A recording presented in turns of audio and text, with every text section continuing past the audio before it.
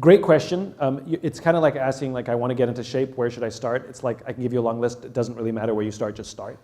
We already talked about great leaders or students of leadership. You know, how's your journey? You know, do you watch the talks, read the books, all the things like that? Who's your leadership buddy? Somebody who sort of willing to call you out when something goes a little bit awry or they disagree. How'd I do today? Was that okay? You know, to have an objective outsider, having a leadership buddy is really important, or a group of folks that you talk to on a regular basis about it.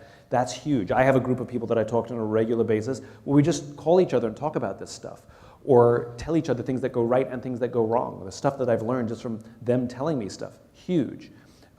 Empathy, practicing that empathy muscle is a big one, right? I said it multiple times before, which is trying very, very hard to replace judgment with curiosity.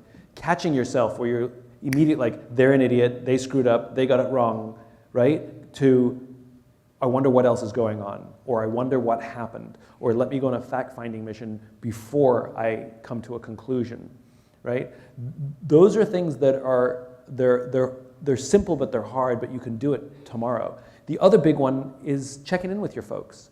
Like having one-on-ones and just being like, how are you? Like, tell me what's going on. Like, what's going on in your life?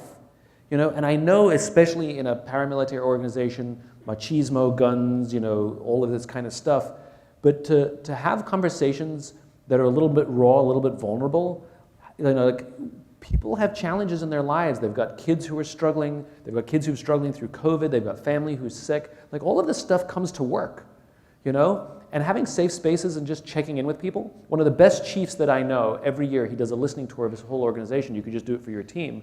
We have hour-long one-on-one conversations just to listen, not solve anything. What can, you know, how's it going? How's the job? What can we do better? And he just listens. And it's this hugely cathartic experience, but he gets tremendous amounts of learning about what he can do better and what the organization can do better, and just knowing his people, like the names of their spouses, the name of their kids, things like that make people feel seen and heard. You could do that tomorrow.